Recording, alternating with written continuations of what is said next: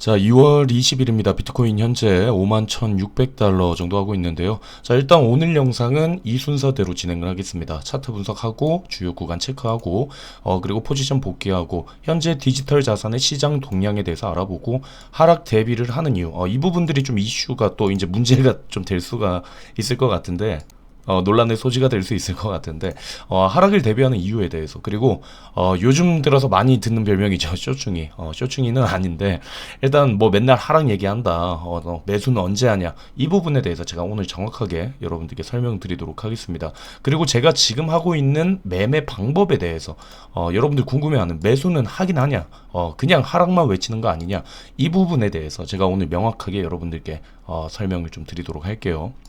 자, 그러면 일단 차트 분석부터 먼저 해보도록 하겠습니다. 자, 비트코인은 지금 저항에 도달을 해 있죠. 자, 우리가 멀리서 봤을 때 지지 저항 구간을 우리가 체크를 할 수가 있겠죠. 지금 있는 구간이 저항 구간이라고 지난 영상에서 말씀드렸죠. 한 52K 부근이 저항 구간이 될 거다. 그래서 지금 여기에서 계속해서 버티고 있는 걸 볼 수가 있고, 좀 확실하게 시원하게 뚫는 느낌은 아니에요.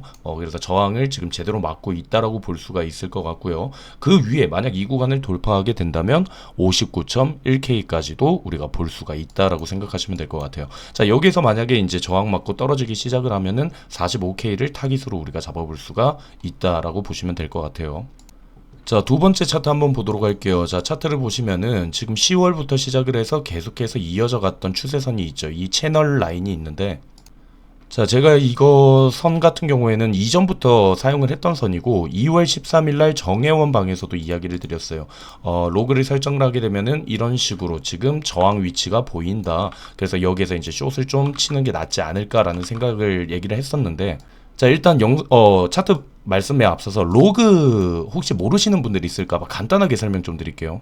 자, 보시면은 차트를 로그를 설정했을 때, 안 했을 때 지금 보시면은 차이가 좀 있죠. 여기 보시는 것처럼 로그 설정했을 때랑 안 했을 때랑 이 차이가 있어요. 설정 안 했을 때는 지금 여기 추세 라인 돌파를 한 것처럼 보이는데, 로그 설정을 하게 되면 다르거든요. 자, 이 로그는 뭐냐면 쉽게 설명드리면은, 자, 여기에서 만약에 이제 이 정도가 올랐다라고 칩시다. 이 정도 올랐어요. 근데 여기에서 이 캔들이 작았지만 이때는 가격 자체가 낮았죠. 퍼센트로 치면은 200%예요. 근데 이 정도를 만약 지금으로 해보면은 뭐 한 15%밖에 도 안 되겠죠.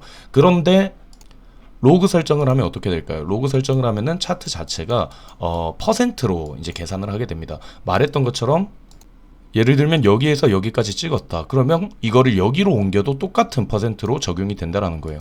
그러니까 이게 무슨 말이냐면, 자, 여기 같은 경우에 만약 100원이에요. 100원이고 이제 1000원이 올랐어요. 그러면 이제 100%가 아니죠. 곱하기 이제 10배가 된 거죠. 10배가 된 거니까 뭐 1000배가 오른 거라고 볼 수가 있는데, 여기에 있는 캔들 자체는 이제 여기에서 차이가 이제 1000원짜리 캔들은 한 이 정도라고 생각을 합시다. 그리고 또 마찬가지로 1000원에서 10,000원이 됐어요. 근데 캔들 자체는 똑같이 10배가 오른 거지만 캔들 자체는 10,000원짜리 캔들이 되기 때문에 이 길이감이 다르죠. 그래서 이제 장기적으로 이제 이 퍼센트를 확인을 해본다. 퍼센트로 이제 좀 균등하게 이렇게 본다라고, 퍼센트를 중요하게 생각을 할 때는 이런 식으로 체크를 해서 로그를 확인하거든요. 아까 말했듯이 로그 설정을 안 해버리면 뭐 여기에서 이렇게 뭐 대상승장이 왔다, 이때 200%가 올랐는데 이 정도 캔들만 보면 이렇게 한 28% 정도밖에 안 되죠. 이렇기 때문에 좀 장기적인 타점을 볼 때 로그 차트를 씁니다. 그래서 이제 여기에서 로그를 설정을 해보면 지금 추세선의 윗부분에 있죠. 윗부분에 있고, 말했던 저항 위치 52K 구간을 얘기 드렸는데 지금 이 구간에 지금 막혀 있는 걸 볼 수가 있습니다. 그렇다면 지금 여기에서 우리가 봤을 때 지금 추세선상으로는 우리가 만약에 이전처럼 10월부터 시작해서 이런 식으로 계속해서 이제 사용을 했죠. 이 선을 만약에 똑같이 이번에도 사용을 한다라고 하면은 당연히 가성비상으로는 여기에서 아래쪽에 있는 구간이 훨씬 넓게 있죠. 그렇기 때문에 가성비상으로는 숏 포지션을 잡는 게 맞다라고 생각을 하고 있습니다. 말했던 여기에서 이 구간을 또 이렇게 무조건 또 내려올 것이다 라는 얘기는 아니겠죠. 뭐 물론 여기에서 이번에는 여기에서 한 번 찍고 두 번 찍고 했는데 이번에는 뚫고 또 올라갈 수도 있습니다. 그때는 또 빠르게 대응을 해야 되는 거고, 무조건 여기에서 맞고 떨어진다라는 걸 확신할 수 있는 사람은 없겠죠. 그렇다면 여기에서 전 재산을 다 박는 게 맞는 건데, 물론 여기에서 여기를 이번에는 하필 또 내가 여기서 샀는데 또 뚫고 올라갈 수도 있습니다. 하지만 가성비상으로 봤을 때 만약에 이 추세선이 유효하다라고 하면은, 그리고 지금은 저항 위치에 있으니까 숏 포지션을 잡는 게 조금은 더 낫지 않을까 생각을 하고 있습니다. 그리고 그 이외에도 나중에 이제 하락 대비하는 이유에 대해서 조금 이따 설명드릴 거니까 이것까지 한번 확인을 해보시고 여러분들 포지션 잡는 데 도움이 되셨으면 좋겠습니다. 일단 차트 같은 경우에는 지금 추세선 저항이 있고 채널 라인의 윗부분이라서 저는 일단 숏 포지션 유지를 계속 하고 있다라는 점 말씀드리고요. 자, 매매했던 포지션 복귀 한번 해보도록 할게요. 자, 포지션 같은 경우에는 토요일입니다. 토요일날 숏 포지션 이때도 들고 있었고, 그때 이제 구도가 51K 여기 매물대 있고 53K 매물대가 있어서 일단 매도가를 51.3K 정도로 잡아놨어요. 그러다가 이제 아닌데 조금 더 괜찮을 것 같은 데서 조금 더 늘렸거든요, 매도 가격. 그래서 1차 매도를 완료를 했습니다. 숏 포지션 완료를 했고, 그리고 그 이후에 이제 그냥 살짝 롱을 단타치게 해볼까. 왜냐면은 지금 여기 있는 구간, 지금 15일부터 시작해서 거의 일주일 동안 횡보를 계속하고 있죠. 횡보를 하고 있는 느낌이라서 여기서 이제 단기적으로 이제 롱 한번 타볼까 싶어서, 이거는 포지션으로 나간 건 아니고 제 부계정으로 들어갔습니다. 여기 청산이 됐기 때문에, 청산 물량들을 털어냈기 때문에 올라갈 수 있지 않을까 해서 이제 단기적으로 롱을 저 혼자 들어갔고, 이건 25배로 했어요. 그래서 이제 롱 포지션도 수익을 확보했는 상황입니다. 그리고 아직 2차 매도가 안 됐기 때문에 아직 포지션 이대로 보유하고 있다. 롱은 정리했고 숏 포지션을 이대로 가지고 있다라는 점 참고하시면 될 것 같아요. 자, 그럼 이제 세 번째 디지털 자산 시장 동향에 대해서 알아볼게요. 자, 이번에 유입량이 굉장히 많아요. 24억 5천만 달러, 굉장히 많은 양이 유입이 됐습니다. 이 저번 주에 기록이 굉장히 기록적인 유입을 기록했는데, ETF가 신청되고 나서 이제 52억 달러의 유입, 계속해서 유입이 되고 있는 걸 볼 수가 있다. 그리고 이제 최근 상승으로 해서 AUM 총 관리 자산이 670억 달러로 증가해서 21년 12월 이후에 최고치를 기록하는, 계속해서 유입이 늘어나고 있다라는 걸 볼 수가 있습니다. 자, 나라별로 한번 보면은 미국이 전체 유입액의 99%를 차지를 하고 있습니다. 총 24억 달러. 그러니까 아까 말했던 지난주에 24억 5천만 달러 중에서 미국이 99%를 차지한다라는 거죠. 자, 그렇다면은 이 상승이 왜 이럴까요? 미국에서 말했던 현물 ETF가 승인이 됐기 때문에 유입의 결과물이 지금 나오고 있다라고 생각을 합니다. 그래서 지금 시장 같은 경우에는 미국이 계속해서 주도를 하고 있고, 그 주도에는 현물 ETF가 굉장히 큰 역할을 하고 있다. 그리고 이제 보시면은 유입량들도 보면은 지금 비트코인이 당연히 압도적으로 많죠. 유입량들이 뭐 다른 코인들보다는 비트코인에 지금 집중을 해야 될 시기라고 생각하고, 자, 이렇게 되면은 우리가 또 이더리움 ETF도 이제 기대를 할 수가 있잖아요. 그러면 이제 이 비트코인의 현물 ETF가 어느 정도 이제 효과가 이제 끝나간다라고 할 때는 우리는 그때는 이더리움을 한번 노려볼 수도 있지 않을까 생각을 하고 있습니다. 그리고 이제 실제로 뭐 뉴스 기사에도 뭐 지금 매수자가 저스틴 선으로 추정되는 곳에 이제 ETH 이더리움이 들어왔다, 매수를 했다라는 거, 약 1억 5,400만 달러니까 한 1,000억 좀 넘죠. 1,000억이 넘는 금액. 그러니까 우리는 말했던 고래들을 좀 따라갈 필요가 있습니다. 이 저스틴 선 뭔가 알고 있어요. 이런 사람들은 뭔가 알아요.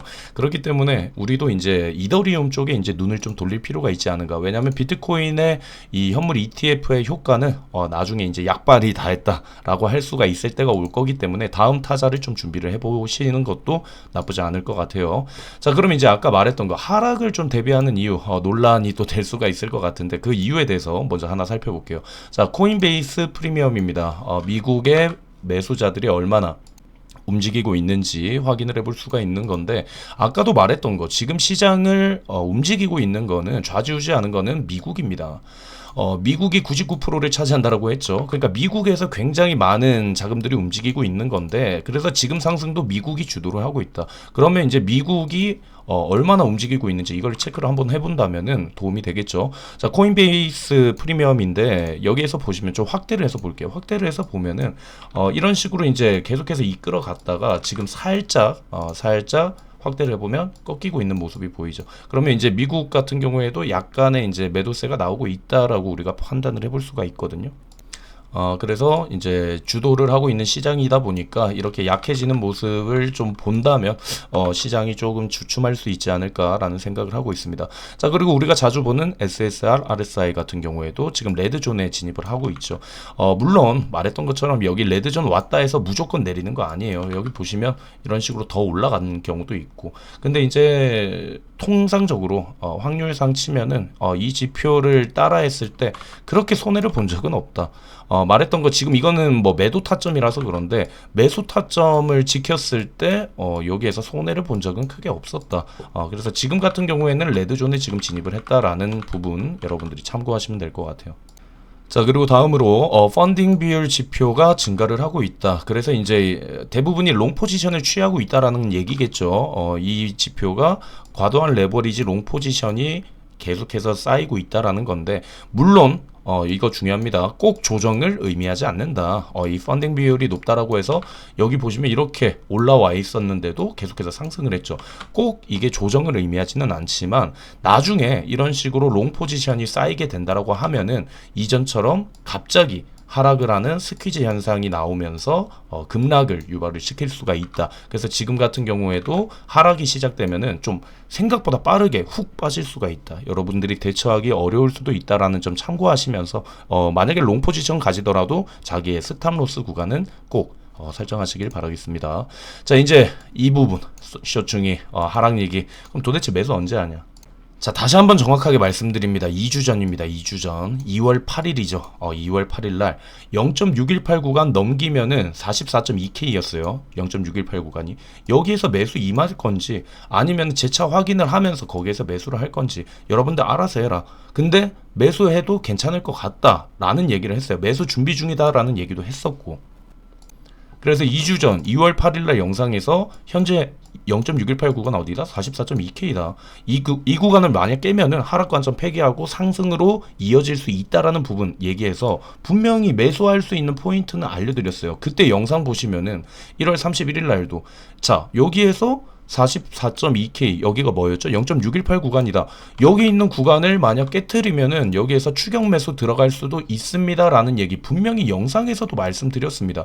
이제 이 영상을 보고 나는 뚫리자마자 바로 사야지. 뭐 추격을 해야지 아니면은 좀 기다렸다가 사야지. 이거는 본인이 정하시는 거예요. 제가 왜 이 부분을 얘기를 하냐면 아니 왜 추격 그럼 매수하는데 말을 안 했느냐. 자, 보세요. 매수를 하는 건 추격 매수는 두 가지가 있어요. 만약에 이 추세선을 돌파했을 때 바로 매수를 하는 경우가 있고 여기에서 살짝 꺾였을 때 리테스트를 할 때 매수하는 두 가지의 방법이 있다라는 거예요. 말했던 거 지점은 잡아 드렸어요. 0.618 하락을 했는데 여기서 되돌림 0.618이다. 이 구간을 만약에 확실하게 깨고 올라간다. 그러면 추격을 하던 여기 뚫으면 하던 아니면 여기에서 살짝 이렇게 밑으로 내려오면은 매수하던 제가 두 가지를 말씀드렸죠. 깼으니까 여기에 맞춰서 그냥 살지 아니면은 여기에서 재차 한번 리테스트를 할 때 매수를 할 수 있을지 이건 여러분들이 정하라고 얘기를 했습니다. 그래서 저 같은 경우에는 보통 이런 식으로 해요. 만약 패턴이 보인다 그러면 돌파를 했어요. 브레이크아웃 한 다음에 여기에서 리테스트를 할 때 저는 보통 매수를 하거든요. 저의 매수 타점은 그래요. 근데 말했던 것처럼 이게 공식은 아니에요. 자, 역헤드로 간다라고 해도 넥라인이 있다. 그럼 여기에서 돌파를 하고 한 번을 리테스트를 할 때 저는 매수를 하는 타입이거든요. 이런 식으로 뭐 더블 바텀이 나왔을 때도 이런 식으로 해서 돌파 후 여기에서 조정받았는데 지지한다. 저는 이때 매수를 해요. 근데 이게 말했던 것처럼 조금 공격적인 성향을 가진 분들은 뚫리자마자 바로 매수를 할 수도 있고 아니면 좀 보수적으로 하는 사람은 안전하게 한번 확인 더 해보고 저 같은 경우가 이 부분이거든요. 살짝은 한 번만 더 확인해보고 왜냐 살짝 뚫린 척 하다가 다시 이렇게 꼬라박는 경우가 많기 때문에 저는 좀 확실하게 하기 위해서 리테스트를 한번 거치면 매수를 하려고 합니다. 근데 이번 같은 경우에는 리테스트를 할 수 있는 구간을 주지는 않았어요. 그래서 제가 매수를 못한 겁니다. 이 점을 좀 참고하시면 될 것 같아요. 그래서 이게 정답이 아니에요. 여기에서 그냥 뚫리자마자 바로 매수하는 사람도 있고 여기에서 매수 포인트가 될 수도 있는 건데 저는 리테스트 하는 거를 기다렸다가 매수를 못 했는 겁니다. 저 같은 경우에는 618 구간 깨지면은 추격해야 된다라는 얘기를 분명히 드렸어요. 자, 그리고 이 부분도 말씀드렸죠. 역헤더 앤 숄더 얘기하면서 나는 여기서 한번 리테스트 하면은 사고 싶다라는 얘기를 했는 거고, 근데 물론 저 같은 경우에 여기 이걸 기다렸는데 안 왔어요. 안 와서 저는 못 산 겁니다. 자, 그럼 이거 전에는 어떨까요? 1월 23일 그때 비트코인이 38K 했을 때 뭐라 했죠? 0.382 구간 사라. 매수 기회다, 사라. 말씀드렸죠. 382 구간 얘기하면서 그때가 38.8K인데 매수하고 싶으면 사세요. 저 같은 경우에는 조금만 더 내려오면 37.7이었거든요. 조금 더 내려오면 살 것 같다. 왜냐면 그때 되면은 여기 보시면 SSR 지표도 여기까지 진입을 할 거니까 난 이때 살 건데 만약에 이 구간 안 줄 것 같다. 이 구간 안 줄 수 있을 것 같다라고 하면은 38.8에 사라. 이 얘기를 했어요. 그러니까 본인이 선택을 하는 겁니다. 저 같은 경우에는 이거를 말씀드리면서 내려가고 있는 38K 이 구간에서 말했던 게 뭐라고 얘기했나요? 공포 뉴스에 너무 민감할 필요 없다. 이번이 마지막 매수 기회가 될 수도 있다. 이런 얘기까지 드렸습니다. 그러니까 매수를 언제 하는지 내가 원했던 구간 정말 단돈 1,000원 차이로 매수 안 되고 올라가는 경우도 많이 있어요. 그러니까 공격적으로 할지 보수적으로 할지 이거는 여러분들이 선택하면 됩니다. 제가 말씀드리는 건 말했던 거 0.618 이 구간 바뀌면은 상승 더 크게 올라간다. 이런 중요한 구간들을 여러분들께 계속해서 알려드리는 거고 제 영상 참고하시면서 여러분들이 움직이시면 돼요.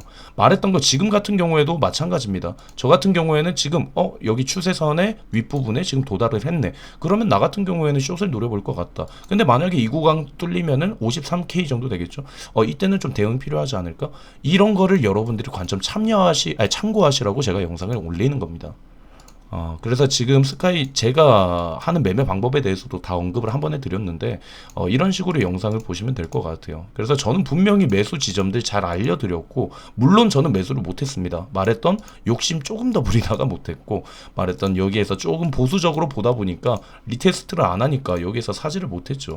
여기에서 좀 떨어졌을 때 여기에서 이런 식으로 가다가 한번 떨어지면은 이때 살려고 했는 건데 못했습니다. 못했는 거고 저는 근데 앞으로도 계속해서 저의 관점 이렇게 여러분들께 소신 있게 말씀드릴 겁니다. 그래서 말했던 거 저는 레드존에 있을 때 안 사요. 가성비가 안 좋다니까요. 그래서 저는 여기에서 안 사고 나중에 좀 떨어지면 사면 된다라고 생각을 하고 기다릴 겁니다. 맨날 언제 살지 이런 거 포모 얘기하시면서 니 때문에 못 샀다 이러시는 분들 계셔서 제가 확실하게 오늘 말씀드립니다. 제 매매 방법 참고하시면서 여러분들도 제 영상은 그런 식으로 좀 바라봐 주시면 좋을 것 같습니다. 자, 일단 오늘 영상 여기서 마무리 하도록 하고요. 일단은 원래 오늘 이더리움에 대해서 좀 언급을 드리려고 했는데 이 영상은 내일 이야기를 좀 드리도록 할게요. 왜냐면 제가 이더리움을 사려고 하는 지금 매수 포인트가 있거든요. 그래서 이 부분은 내일 영상에서 좀 알려드리도록 할게요. 자, 일단 오늘 영상 여기에서 마무리하도록 하고요. 여기는 비가 오네요. 여러분들 안전운전 하시길 바라겠습니다. 영상 마치도록 할게요.